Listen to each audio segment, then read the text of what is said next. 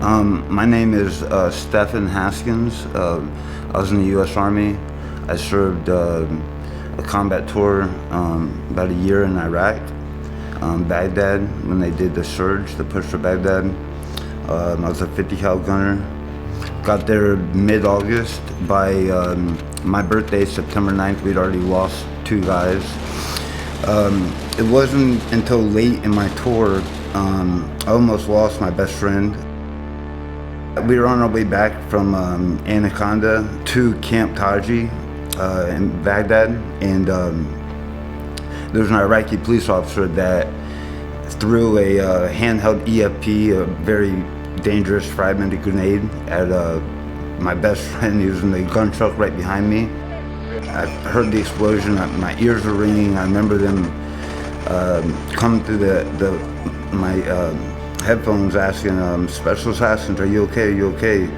And I kind of came to and realized that we just got hit with the grenade. We were a little complacent. It had been some time since anything happened, and we were about 2 weeks from going home. And I remember blocked the road off, rushed back. There was a lot of things going on in that moment.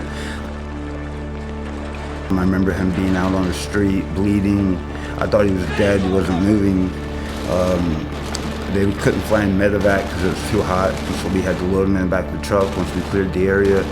That really is probably the most difficult event I've ever faced in my life.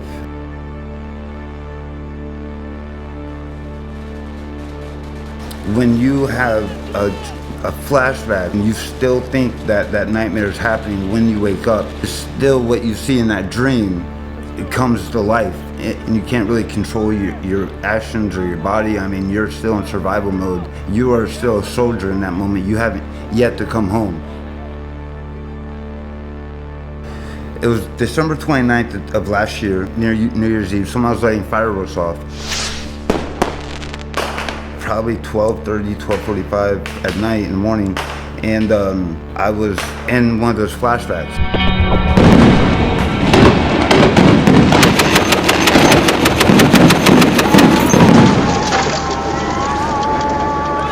I remember getting up, I had my gun next to me. I grabbed my gun, I ran out into my living room, and I saw tracer rounds.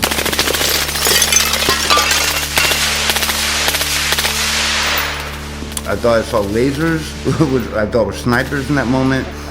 And I remember running out into the bathroom, and I was firing warning shots into the baseboard, begging for them to leave. I mean, to give you an idea how bad it was, when I was holed up in my bathroom, I had a towel wrapped around my face because I was afraid they were gonna try and gas me.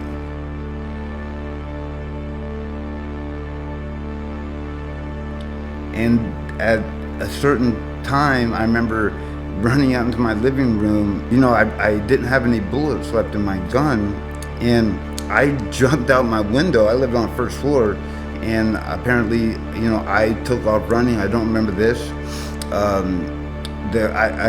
I believe I heard sirens, and I thought they were coming to help me.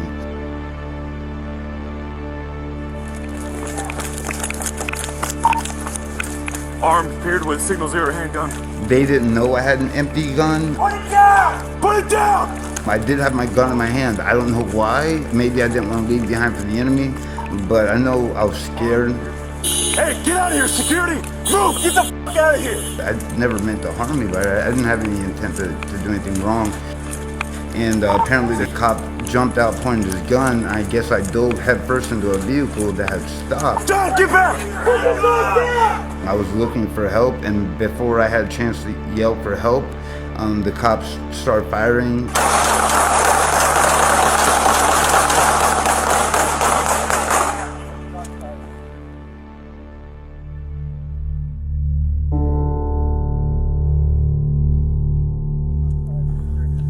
He's on the ground! Stop! I got the gun! Gun on the ground, he's not moving. Where's the gun? Right there, John, safe. Don't move! Do not move! Do not move! Wait, crossfire! 5 police officers fired 55 rounds. I got shot 7 bullets from the chest up. 3 times in the head. I do remember what felt like swallowing a golf ball, and now I know that that was blood that swallowed. My lungs were filling up with blood. I saw myself, and it was like a ball of energy. And I know now that was my soul. And it was just in dark, and I went from swallowing, which they said now I know was blood, but to looking at that, and it's almost like that went through my mouth and came out, and it was just all dark, and it was just this ball of energy going really fast through a tunnel, and I felt so much joy and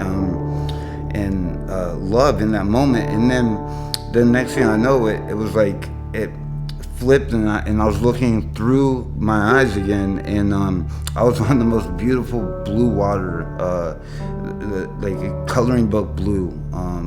We don't have it here, and it was sparkling, and on both sides were grass that was just as beautifully colored as the water was, and there was angels lined up welcoming me into where I was in the afterlife. And